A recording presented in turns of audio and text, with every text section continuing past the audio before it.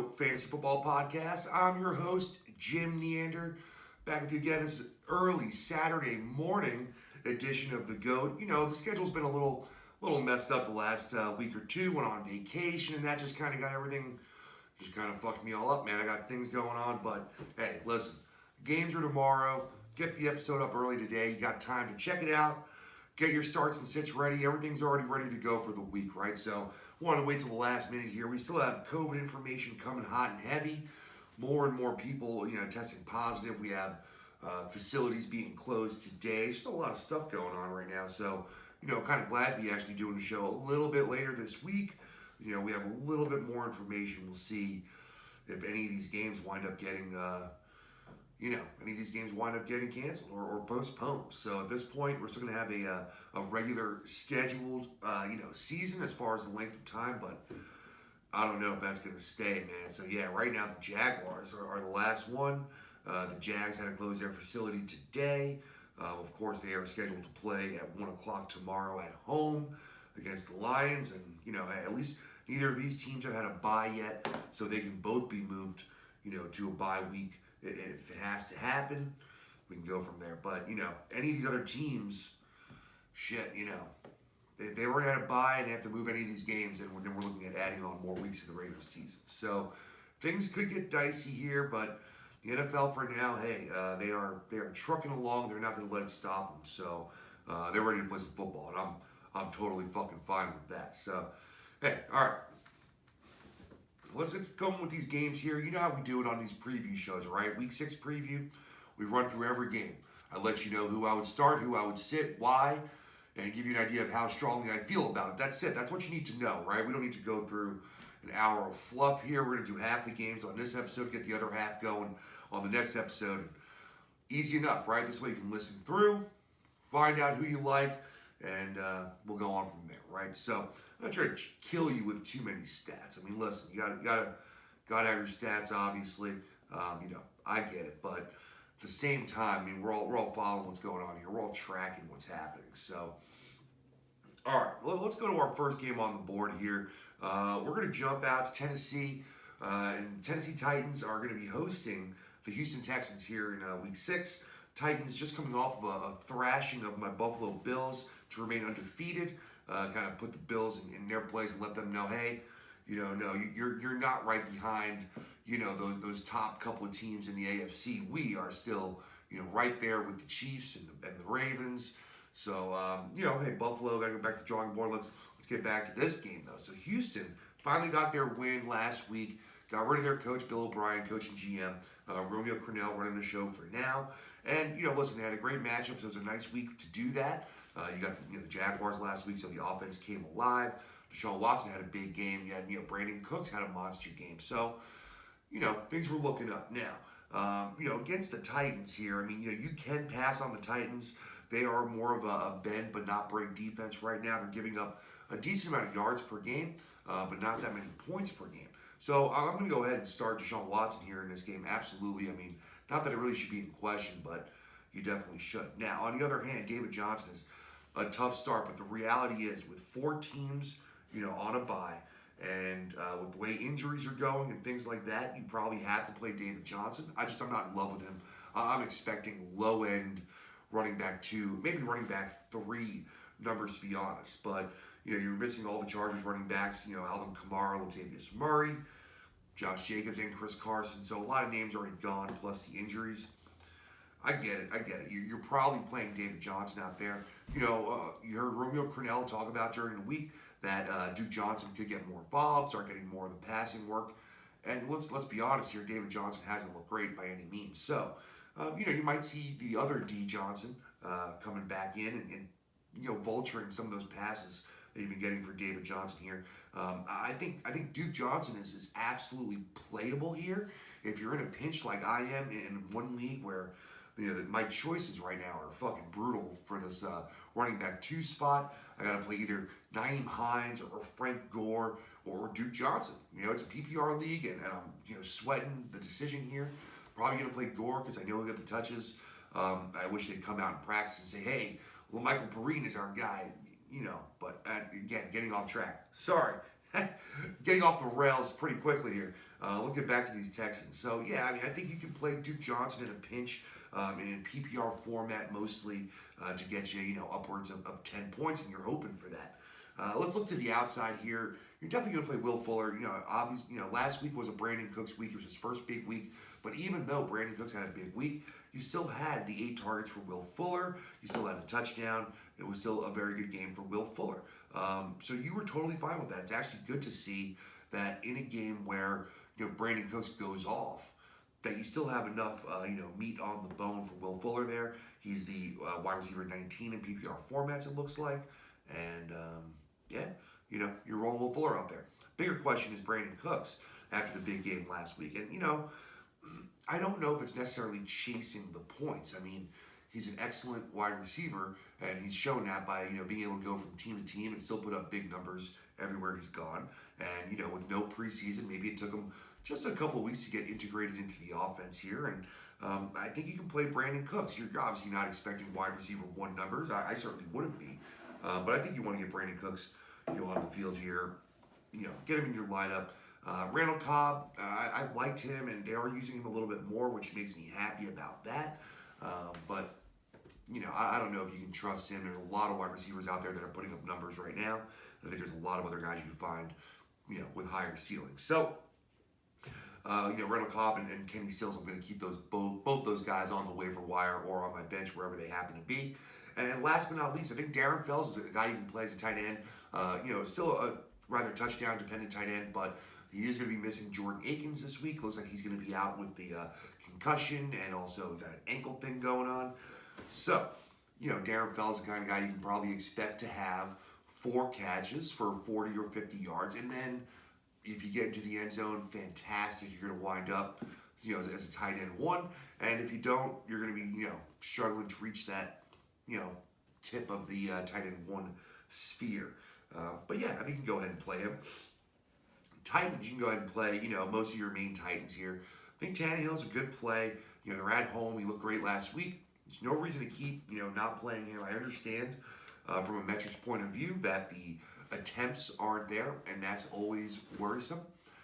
But it doesn't matter. You perform either way. And we said this about Russell Wilson, right? The last few years, it's hard to trust him because the attempts aren't there. And I'm not trying to say that Ryan Tannehill is Russell Wilson. Don't say that I'm saying that. Just saying he's performing. So if he throws the ball 28 times but still has 3 touchdowns, maybe you don't have the 350 yards. But believe me, your game was fine. I think Ryan Tannehill is fine in this game. I'd be very happy to stream him. If I was looking for a quarterback, if I had Russ Wilson or one of these guys on a bye, absolutely, I think you can play him here. Derrick Henry in your lineup, no question. And A.J. Brown looked really good last week. You're going to have him in your lineup, have wide receiver 2 expectations, and hopefully maybe he gets in the end zone 1 or more times. I wouldn't be playing anybody else on the outside there for wide receivers, but certainly Jonnu Smith has absolutely gained your trust. At this point, he is a locked and loaded tight end 1 every week. He's got big playability. He's got touchdown ability every single week. So, got to have him in your lineup.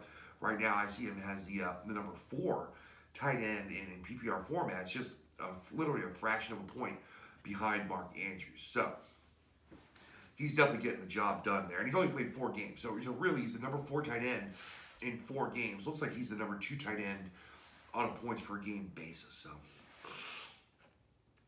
I wonder why. If anybody can tell me, as I'm doing this, getting ready for this next game here. And, as I'm talking, and I'm not stuffed up when I start, in my nose.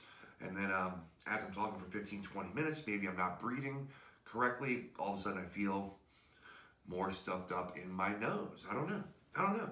Any of you experts out there that speak, for a living can give me some hints on what I'm doing wrong here and why I'm not, able to keep my nasal passage open. I don't know if you can hear it. Obviously you can hear it when I have to, kind of sniff and clear it. But yeah, all right. I digress, obviously. All right, well, we only have 7 games, so good, because I'm off to a slow start here. What do we got? We got, we're 10 minutes in already, only 1 game. But, that happens because, All right, so let's go. Indianapolis, the Colts are hosting the Bengals, the Cincinnati Bengals, the 1-3-1 Cincinnati Bengals. Going to play the 3-2 Colts. And this game has the opportunity to be kind of a quiet, frustrating game, as it were. I definitely think that, the over-under 46.5, one of the lower on the week. And it makes sense. Indy's a very, very good defense. And since he looked really, really bad, against Baltimore last week. So the question is, will Cincinnati come back out of their funk? Not out of their funk, but, was it just that Baltimore, is that good and that dominant and we're able to hold, the rookie and the Bengals down? Will the Colts be able to do the same thing? I do think the Bengals are going to struggle here. So I would certainly stay away from Joe Burrow if I had the opportunity to do so. He's going to throw the ball around a little bit, but I think the Colts are really going to slow this game down and run the ball a lot. Part of the reason why I was thinking about playing Nyheim Hines was because even though I don't expect it to be a negative game script where they have to throw the ball a lot, I just expect them to have so many rushing attempts where even if Jonathan Taylor has, 20 rushing attempts, I still think you're going to see 10 to 12 other rushes by running backs. And so that could be half for Jordan Wilkins, half for Nyheim Hines. And if Hines has 6 or 7 carries plus, 3 or 4 receptions, he could be just playable, if you're in a pinch, which obviously you are if you're looking at playing Nyheim Hines. So, I'm going off the rails today, man. It's hard. I'm up a little earlier than usual. So, all right, let's go back talking about the Bengals. So Joe Burrow, I would sit if I could. Joe Mixon's going to be in your lineup. He's still getting the work. The volume's there. The attempts, the targets and the receptions have been huge the last couple of weeks. I think he's got, 14 or 15, combined targets over the last 2 weeks. And those are the numbers you want to see. So no matter what the game script is, Mixon is still valuable. If they're not taking him off the field in those passing down situations, that's what you want to see. So Mixon's locked and loaded here. Tyler Boyd, should be in your lineup just because of the target potential. He's playing fine. You're just about your expectations going into the season. We thought maybe, he's a high-end, wide receiver 2. And I think at this point, he's just kind of a low-end wide receiver 2, and that's just what it is. Not a huge upside potential on a week-to-week basis. T. Higgins, hey, the targets have been there for T. Higgins, and I do think you want to have him in your lineup right now. A.J. Green is obviously old news at this point. Sorry, bro. But, it's just kind of done for you. And T. Higgins has taken over that spot as that big-bodied, athletic receiver out there. In the last 4 games, 6 targets, 9, 7, 8. Boom. That's everything you need to see. You got a guy getting 7+ targets. You get him in that lineup, baby. So, yeah, get T. Higgins out there. And, that's it for Cincinnati. I know the Drew Sample experiment went kind of wrong. And then, he looked a little bit better, maybe last week, right? But, no, I'm not playing Drew Sample. So, we're moving on to the Colts here. Phillip Rivers, I'm also not playing. Like I said, I expect them to slow this game down a good amount and run the ball a lot here. So, that's what I'm looking at. I don't think that's going to be a good game for Phillip Rivers. He certainly can throw a couple touchdowns. That's absolutely possible. But I just think it's going to be a slower game with fewer attempts for Rivers right now. And, on the ground, absolutely starting Jonathan Taylor. Expect the volume to be there. Expect him to get into the end zone this week. I like this to be Jonathan Taylor's kind of breakout. I think he's going to play pretty well this week, and they're going to give him all the work he can handle. As I mentioned, I do think there'll be some work there for Jordan Wilkins as well as Nyheim Hines, but they're both extreme desperation plays. Jordan Wilkins only in standard formats, and Nyheim Hines really only in PPR formats as far as even if you're reaching, right? That's the furthest you can fucking hope to reach with these guys. I guess Hines, he's been getting a little bit more work. The targets are there, so the right thing happens. He makes a nice play. One of those catches goes for a nice chunk of yards. He could get enough points, but obviously the ceiling is extraordinarily limited there, I believe. So, yeah. And on the outside, listen, T.Y. Hilton, was back in, I think, double-digit targets, and if you need to, you can play him with that wide receiver 3 flex, expectation. I wouldn't want to really be expecting that much more from him at this point. The connection really hasn't been there. The production hasn't been there. But if right now the targets are there, 10 targets last week, caught 6 for 69 in a decent matchup here. I'm totally good with playing T.Y. Hilton right now. Not sure if I'm playing anybody else on the outside. I know we've had some names come up here and there, and I would just stay away from it. With the tight ends, I don't know what to do there because Trey Burton's taking over. Looks like Mo Alley Cox is out. I guess you can play Trey Burton. If you had to, he would be the one I would play if it's between him and Jack Doyle. But shit, I can't imagine you in that position where it happened. I have to look at your waiver wire to see why you'd be playing him. But he definitely very well may have 5 catches, for 40, 50 yards, and that typically puts you right in, tight end 1 conversation, on the back end anyway. So I don't know. I don't really like this game for fantasy very much. Over under, kind of indicates that. What do we got here? 46.5. So yeah. All right. Let's keep it moving here. This game should be a little bit better for fantasy. I know it's a little ugly here with some of these storylines here. With the Atlanta Falcons are going to play the Minnesota Vikings. Hopefully we get this game off here. There's no COVID problems. Looks like Julio Jones is going to be back. So Matt Ryan owners, Julio Jones owners, really everybody owners. I think it kind of helps. Even Calvin Ridley owners, strangely enough. So who do you want to play here? At Minnesota, I think you get Matt Ryan back in your lineup here. Dan Quinn is now gone. Dimitroff is gone. These guys got to show some life. That they have some life in them here and show some fight. I do expect Matt Ryan to have a better week this week. Minnesota has not been very good. They're 1-4 passing yards per game. Let's see where these Vikings rank. The Vikings are 27th in the league. They're giving up 271 passing yards a game. You can throw on them. So yeah, I like Matt Ryan here. I think you're playing Todd Gurley. He's looked really good, right? So get Gurley in your lineup.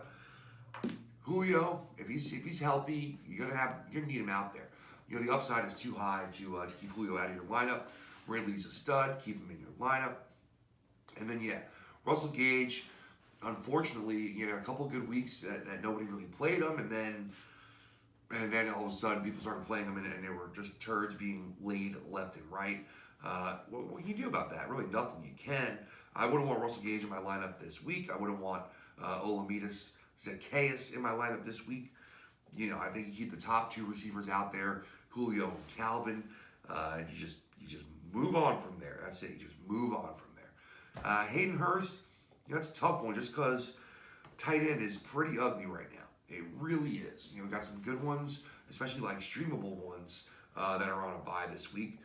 And so you can't use any of those guys. I don't know what to do with Hayden Hurst. If you listen to the show, I was pretty high on him to start the year, and just hasn't come out that way. He's a tight end 14 and hasn't been bad. Just that, it hasn't been like a really good game yet where you have targets and yards and maybe a score, right? You want to see like an 8 for 85 and a touchdown kind of a game just to see that you're involved, and it just doesn't seem like that.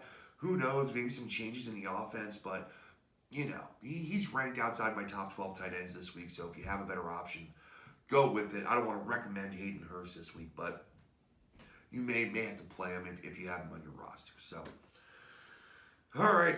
I know it's a great shining recommendation there. In Minnesota, I don't know why you wouldn't play Kirk Cousins. I know it's been a little up and down with him, but Atlanta has been obviously a gold mine for other quarterbacks, and they're scoring fucking buck wild on them. So, with Cousins, I think you put him in your lineup this week as a streaming quarterback if you need him. He is ranked inside my top 12 for the week, right around quarterback 11, and I think he has every opportunity to throw 3 touchdowns this week. They're missing Dalvin Cook. I know Madison has looked really good, but you can't expect the rushing game to be as effective without Dalvin Cook, so they should throw the ball a little bit more, and, Atlanta has trouble covering anybody. So, I'm playing Kirk Cousins. I'm playing Alexander Madison. It should be smash game for him without Dalvin Cook this week. So, anybody that, has been just sitting on Madison all year long, now's your week. Probably only one, but get your week. It should be a big one. It'll be fucking funny if he has like 3 points and who is it? Mike Boone, I think, comes out and goes ham. But I don't think that's going to happen. I think Madison's going to have a big game. And Thielen, Justin Jefferson, get them both in your lineup. Jefferson is probably, the one that's on the cusp for a lot of his owners. but I absolutely expect him to put up at least wide receiver 3 numbers with every possibility to be a wide receiver 2 this week. So I want to have Justin Jefferson in my lineup this week. And then, we saw Irv Smith finally, come out a little bit last week, and you saw the workload come, and he looked really good. Not ready to start him yet. That's for me, a pretty desperation dart throw there. I don't know. I'd have to see who you've got available to you if you want to play Irv Smith, but I think I'd love to see him get involved one more week. If he's involved this week and you're in a tight end position and you're kind of in a pinch, then yeah, moving forward, if he has a good week this week, I'm probably looking at Irv Smith because I love the player. Love the player. Just need the fantasy output to match there. But got an over/under of 54 in this game. Should be some points. You're gonna want a piece of this game. All right. Another game we're hoping happens. Already postponed once from last week. The Broncos traveling to Foxborough to take on the New England Patriots. So, yeah, Cam Newton is expected to be back. He was back at practice a couple of days ago. Now we had another, supposed positive test for the Patriots. We don't know what's going on. They're saying the game's going to happen. If this game doesn't happen here, then we're going probably 18 weeks, right? Or someone's forfeiting a game at some point. Some shit's going to happen because you can't have 2 bye weeks. These teams have already had their bye, and they still have a lot of weeks to go without anybody else fucking up either. So we'll see. But let's talk about this game, though, here, and who's playing. You're probably not playing a lot of Broncos. Let's be honest here. Drew Lock should be back in this game. He's healthy again. Just check this. Questionable. All right, it says questionable. I'm expecting Lock to play. Let's just be honest here. I don't give a shit who is the quarterback here. I'm not playing him at New England, so I'm moving on. Now, Melvin Gordon, ruled out ahead of Sunday's game. Okay, with illness, all right, fact is, he got DUI on Tuesday. Apparently he was, at practice, and then they sent him home. I don't know. He hasn't been suspended by the league, hasn't been suspended by the team, but now he's got this illness, and now he's out. So, Philip Lindsay would be the guy to play. He's just coming off an injury, and I don't know how much you trust him his first game back from an injury, especially in a bad matchup. You have Royce Freeman. I mean, again, it's just all about the running back landscape here, and with how many running backs are on buys, how many are injured. Now Melvin Gordon. If you're a Melvin Gordon owner and you have Philip Lindsay, you're probably most assuredly playing him. And if you've had Lindsay on your bench for most of the year or on IR or whatever it is, you can play him this week. He's going to have enough work. You got to expect him to have the bulk of the carries as long as he's healthy. Not on the injury report anymore, so he should be fine. And Royce Freeman will get some work. We'll have no doubt. Royce Freeman will have some touches.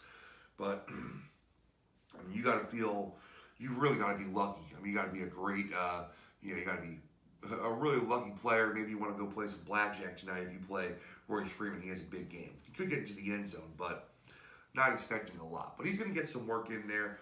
For me, I think Philip Lindsay is playable with low expectations. And I want to stay away from the outside here, honestly. If Drew Lock is not playing, pretty much all receiving options are off the table for me with Denver. If Drew Lock is in the game, I would think about Judy for sure. He's going to be the number 1 wide receiver option. He's probably going to have the most targets here, along with Tim Patrick. I just don't know who I would play. And that's kind of the point. So if I was going to play one, I know Tim Patrick has been better for fantasy, but I'd probably play Jerry Jeudy. I think with Drew Lock coming back in the game, I would play Jeudy. Noah Fant is still listed as questionable with the ankle. I have a feeling that Fant is not going to play.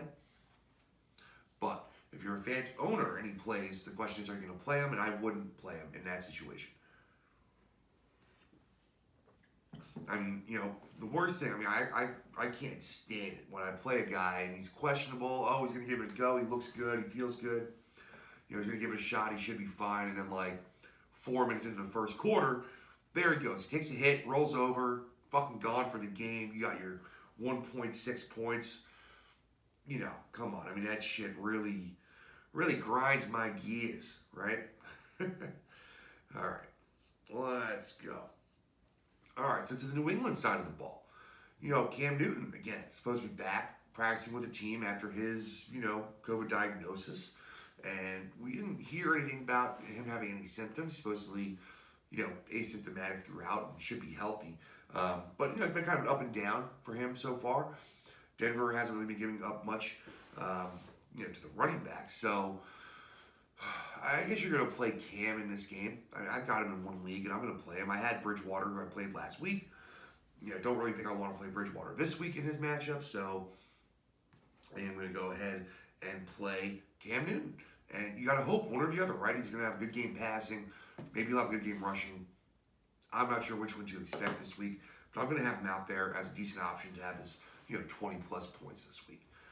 The running back position, that's always the question with New England. And, Damian Harris, I suppose, would be the running back to play. I mean, James White in PPR could be played, but I think I'm going to stay away from all that. Again, Denver hasn't given up much to the running back position. And the way things are, Damian Harris, you could definitely have him in your lineup hoping for 15-plus carries. If that's the way this game shakes out, he could be a low ceiling running back too. Okay, if that's what you need and that's what you can look for on your team, that's fine. That's for me best case scenario for Damian Harris at this point is kind of low ceiling, back end running back 2, probably around running back 20, something like that. That definitely means he's playable, right? All right, you might have Damian Harris in your lineup, I suppose. And then, everybody on the outside is dangerous here. I just don't expect a lot of points here. 44.5 point over-under, from Vegas. New England giving 9 points. So, not a lot of implied points, necessarily for either team.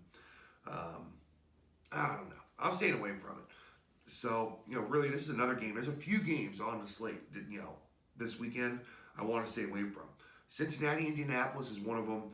And this is really the other one, Denver and New England. So, if you got to play some guys here, you got to play some guys. But I don't want to play Edelman. I don't want to play N'Keal Harry. There's nobody out there I want to play except for Cam Newton. And it sounds weird. So, if you want to play the quarterback, you don't want to play anybody else. But obviously, we know it's about the rushing, right? If the rushing work is there, that's Newton's extra value. And we'll see what happens. So, a little dangerous here. We might be seeing that slide. Cam Newton might be on that high with the new team starting the season. Oh, yeah, and there's a couple good games, and we might be seeing a slide here, so I'm hoping not. See what happens this week. All right, let's get going here. Another fugly fucking game. The Giants hosting the Washington Redskins this week. I haven't been doing it at all. The Washington football team going to face the Giants. Over under 42.5. Giants given 3. Whew. Now, for a low over under. Now, I've been overestimating the Washington football team apparently every week, right? I've been playing some of them in DFS. I got some shares. I don't know, man. That could be me. I didn't expect Haskins to have a big jump forward. I thought when there was only 2 weapons that you would use them, right? So, let's hope that happens going forward here. The Washington football team has moved on from Dwayne Haskins. Kyle Allen will be the quarterback, and I assume Alex Smith will be the number 2 again, as Dwayne Haskins is reported to be on the trading block. And so, Kyle Allen, even in a good matchup against the Giants on the road, I would definitely stay away from this week. There's better streaming options out there. Kirk Cousins, I mentioned. Ryan Tannehill, I don't know how much of a streamer he is anymore these days, but I would rather play him. So, Kyle Allen, I would stay away from even in a good matchup. Now, Antonio Gibson, I'm playing in a couple of places here. We look back to last year, Kyle Allen was more than happy to spam Christian McCaffrey with his targets, every single game. And as long as Gibson's on the field and it's not McKissick, I think you can get plenty of receiving work. Even if McKissick gets, the same share that he did last week, I think he'll be fine with Gibson here. Hopefully he breaks a big play against this, pretty bad Giants defense. And, I definitely want to have Gibson in my lineup this week. I think he's a really good play. Throw him in there. If you're desperate, just because of how much receiving work he's getting, you could throw McKissick in that flex spot there if you have to. Really, you can. Is it pretty? No. Is it sexy? No, but You can do that. Believe me, you can be fine with that. McKissick will probably have another 4+ receptions, and a handful plus carries. Touch the ball 10 times, always a chance something can happen. Again, I don't like it, but I do like Gibson. And I like McLaurin. I mean, I don't see why you wouldn't play McLaurin here. DJ Moore had a ton of value last year, was great with Kyle Allen in a lot of games. And I think that Terry McLaurin very well may be better than DJ Moore. Maybe he's not, maybe he is, but he's fantastic. And with Kyle Allen throwing him the ball, knowing he's the number one right now going in, I expect a decent game for Terry McLaurin. No reason not to have him in your lineup as your wide receiver 3 or your flex play. Outside of that, though, yeah, I'm staying away from everybody else on the football team. Just keep it. Play Gibson, play McLaurin. I played them both in DFS last week. Maybe I was 1 week too early. We're going to go ahead and play it that way and play him this week. For the Giants, for the G-Men, Danny D-Bags. Danny Dimes. No, I'm kidding. He's been pretty freaking bad. Is this a get-right game for Dimes? Yeah, I'm willing to play him here against the football team. Now, here's the problem. Washington's got a really good front seven. They like to get after the quarterback here. And Daniel Jones likes to fumble. And it seems like he likes to just, kind of get a little upset, get a little worried when he's got that rush coming at him, and then fumble the ball. So you do that a lot against Washington, it's going to be a bad game. So, is Daniel Jones at the top of my list for streaming quarterbacks? No. But I do think he's going to have a pretty good game, and he's a good enough option for you in a good matchup. So, yeah, I mean, you can play Daniel Jones. Definitely can play Devontae Freeman. He's looked better than I expected. He's got a little juice left. He's getting some receiving work. Go ahead, throw him in your lineup. And then on the outside here, I think Darius Slayton is the only, kind of locked and loaded guy at this point as a clear wide receiver 3 with wide receiver 1 upside every week because he's got that big play potential and they look for him, deep down the field, and now he's getting the volume. So, I'm not sure if we're expecting Sterling Shepard back this week. I'm not sure that it really matters necessarily. So let's see. All right, Darius Slayton listed as questionable, but expected to play, and I don't see Mr. Shepard out here. We're going to take a look here. But yeah, so you're going to be playing, Darius Slayton, assuming that, this is correct and that he's expected to play. And I guess the bigger question is Golden Tate. I'm not ready to trust him yet. He hasn't looked really good. The volume hasn't been there. It's obviously been Slayton's show. So, yeah. Sterling Shepard, IR, unlikely to play week 6. So, yeah, I think that's a big boost for Evan Ingram, who, listen, I know, anybody, you just hate hearing that fucking name. Evan Ingram kills me. I don't know you, man. You might be a cool dude. 10 targets 2 weeks ago, but back down to 2 targets last week. I know you had the rushing touchdown bullshit last week, but, I'm going to go ahead and say this is a fine game for Evan Ingram, as much as it pains me to say that. I'm going to go ahead and tell you to play him. So, all right. Let's keep it going here, man. I'm just yapping around, man, because I've got 2 games left. Already 35 minutes in. All right. Baltimore and Philly. Over under 46 in Philadelphia. The Ravens. Obviously you're playing Lamar Jackson. He's not running the ball as much, but he's going to need to be a little bit better this week on the road against an Eagles team that needs to start scrapping away here and playing well. So you're playing Lamar Jackson. As I am every week, I'm not playing any Baltimore running backs.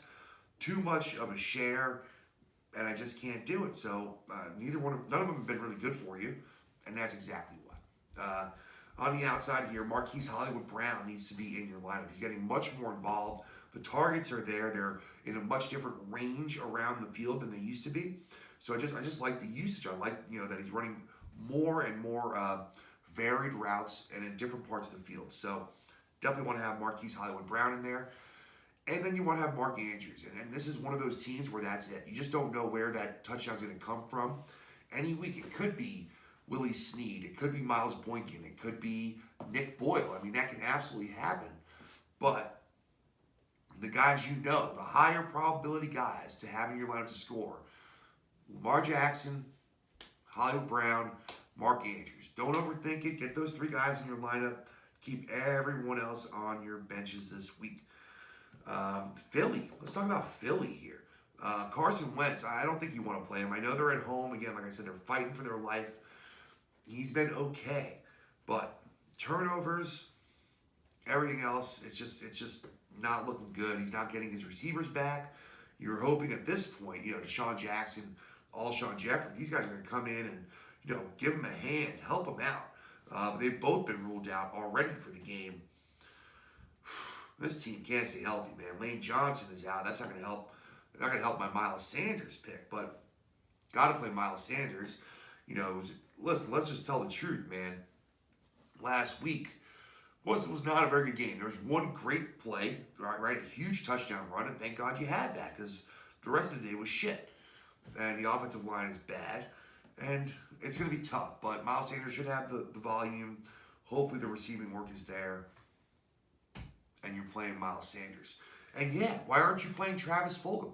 I see no reason not to. I mean, of course, it depends on your lineup. Maybe you have better options, but Travis Fulgham should absolutely be looked at as a wide receiver 3 with wide receiver 1 potential.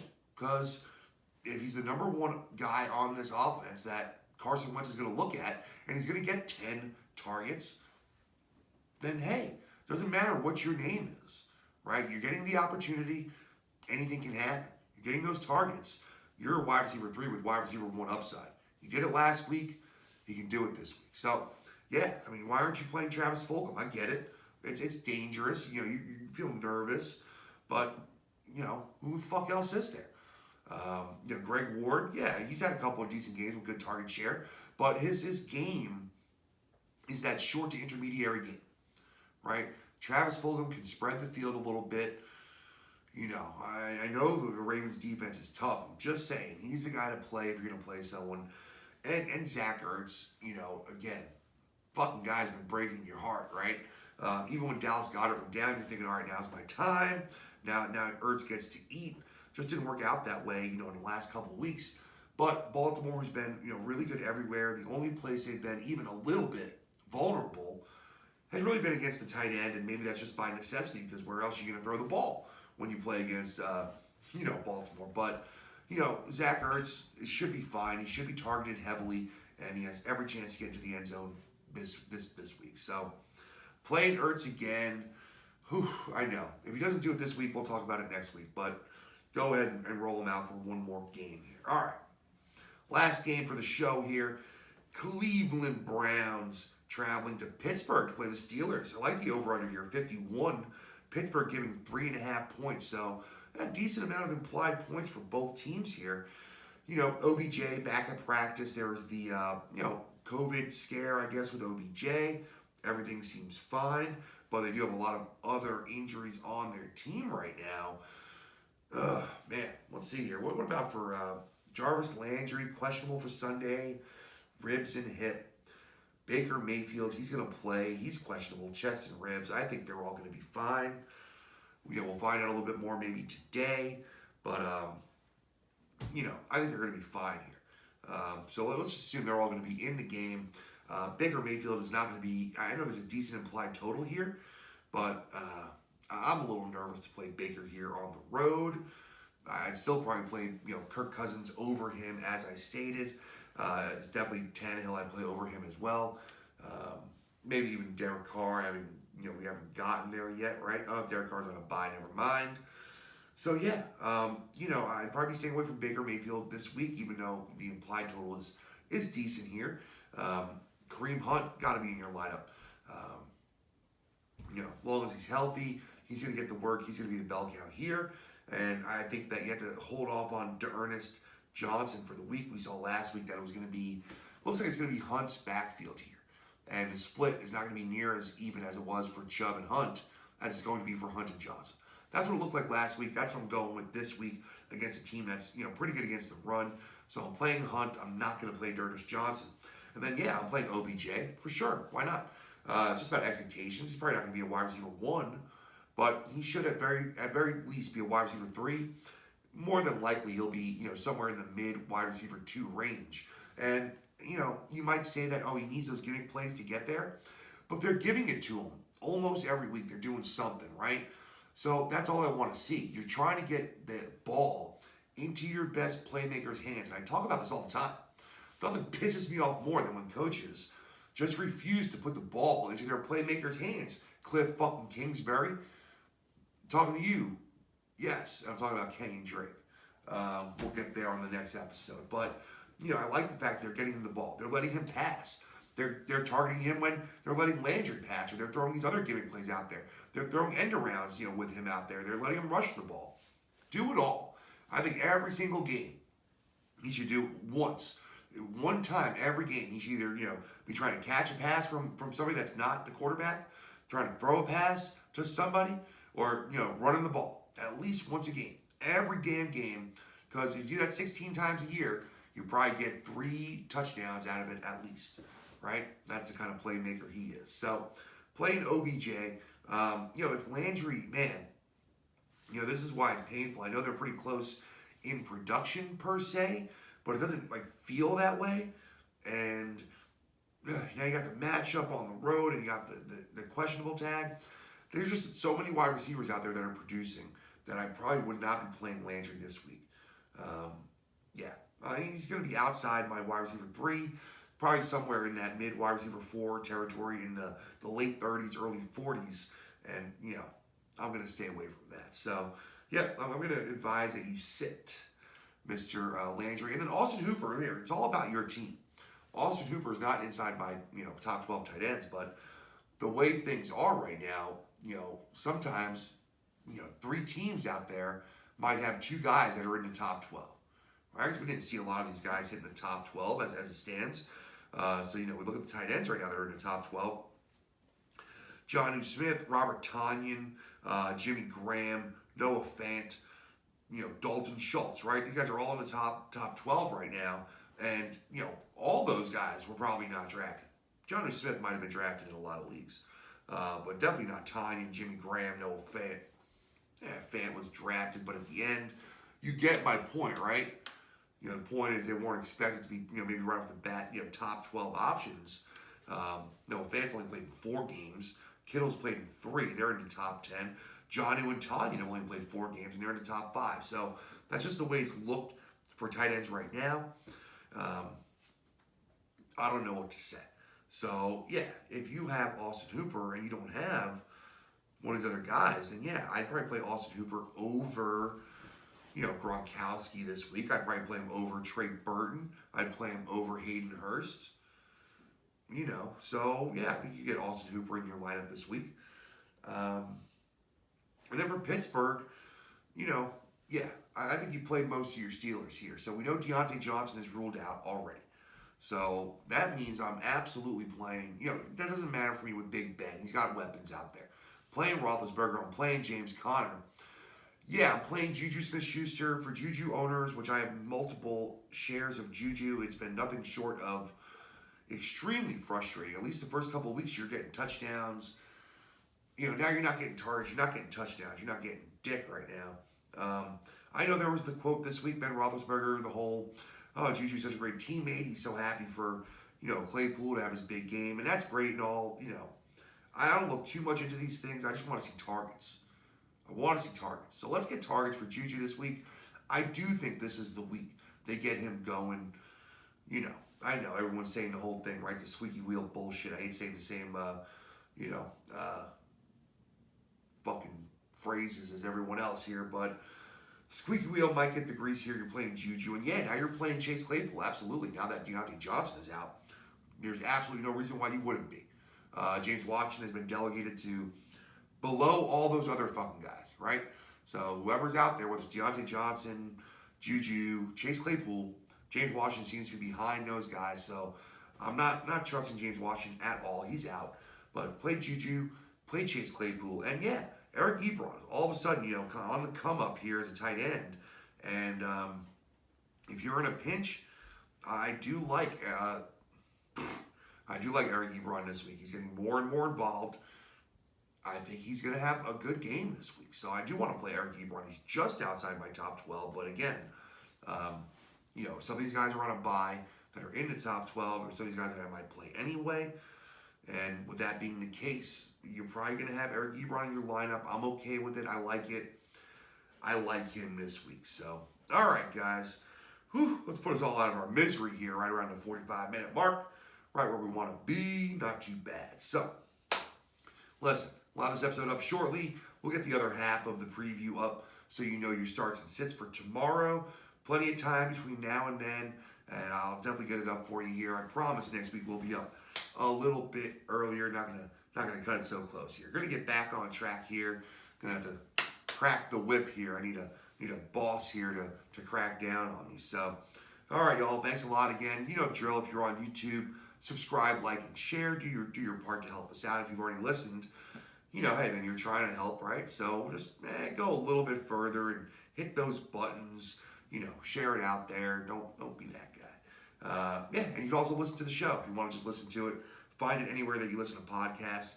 Easy enough. You can tweet the show at Jim Neander, at GoatFF Podcast. I'm not a big Twitter guy, but, you know, I know you're trying to get stuff out there and you got to be on these things, but I'm not good at it. So if anybody wants to donate their time to my social media marketing for free, then just get in touch with me. You can help me out by supporting my show by marketing it. So yeah, all right. I guess that's where we're gonna leave it. We will see you, or you'll hear us. Either way, soon. Have a great day. Enjoy your Saturday. Enjoy your games tomorrow. Kick some ass. Come back for part 2 and get ready with the GOAT. All right. Take it easy. Have a good one. Talk to you next time.